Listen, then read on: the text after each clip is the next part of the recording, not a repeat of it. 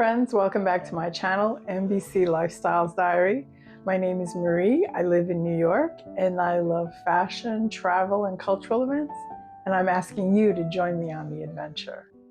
So today you're finding me a little low-key because I had a surprise. I'll share it with you on another video. I don't feel like talking about it today. Today I want to focus on the Broadway musical Water for Elephants. So as usual, it was my theater buddy, my cousin Josie, who called me. So we've already done the opera with her nephew Luke.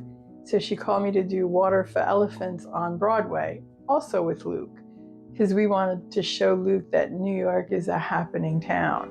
Whoa. So this time we were also joined by Sylvia and Gwen, two of Josie's good friends, and we organized it. We went to Daniela's to eat first, an Italian restaurant around the corner from the Imperial Theater, which is where Water for Elephants is currently showing. When Josie initially called me and said, "Hey, do you want to see Water for Elephants?" I was like, not really. I hated the movie. Why would I want to see the Broadway production?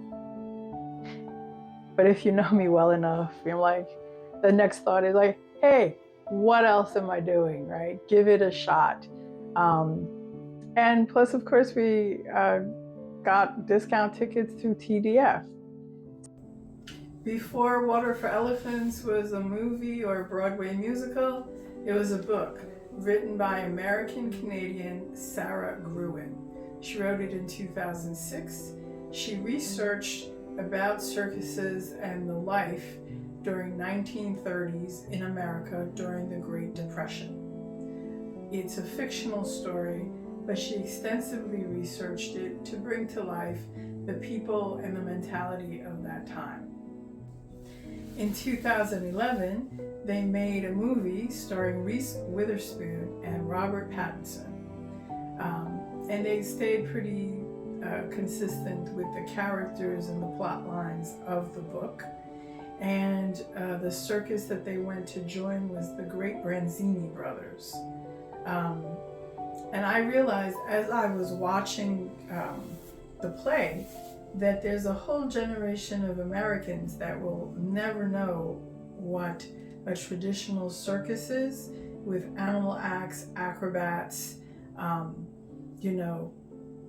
different human feats, because the last circus was the Ringling Brothers. And when my children were growing up, we took them to the Ringling Brothers. It was kind of like a tradition. And now the Ringling Brothers is gone. And they were the last circus that I knew of that really traveled by train. And you would know that the circus was in town, especially since I lived in Queens, because they would be at the train yards, the train tracks, and that's where the circus people and the animals would be. And I know we have Big Apple Circus, and I know we have Cirque du Soleil, but I think it's the last circus of its type. And in Water for Elephants, when he stopped being associated with the Branzini brothers, that was the pinnacle of where you could go in circus life. They ended up at Ringling Brothers. Ringling Brothers had animal acts. So yes, you had the elephant, you had the woman riding the horse, you had the lion tamer, you had the ringmaster. So it felt very familiar, this storyline. And let's get back to Water for Elephants. So they did this movie 2011, and in 2023 they decided to revive it for Broadway.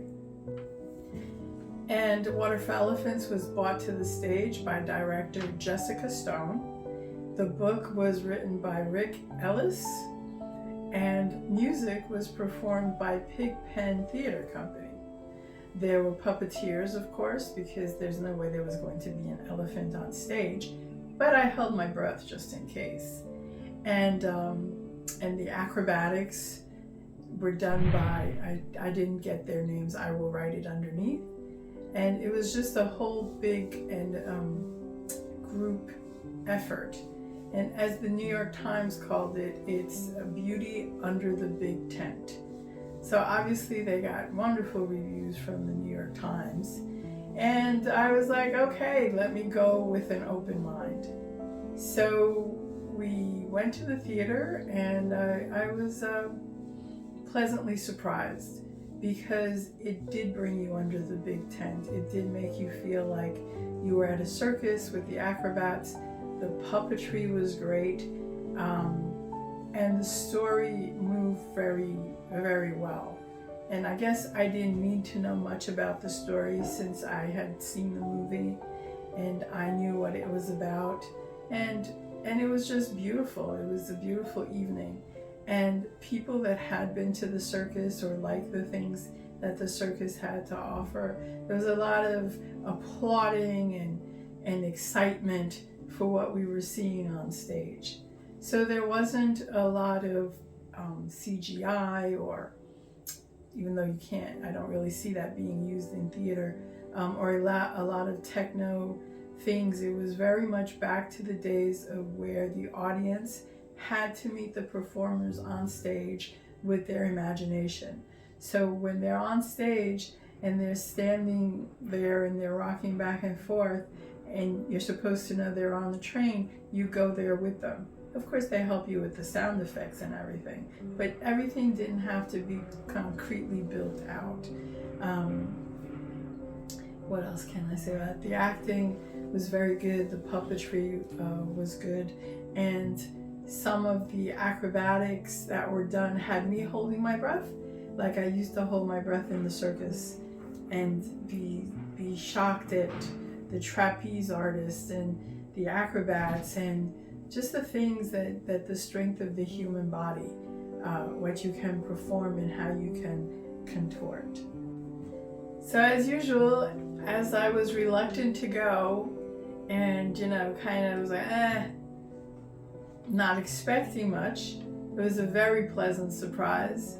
Broadway rarely disappoints, and I would recommend it.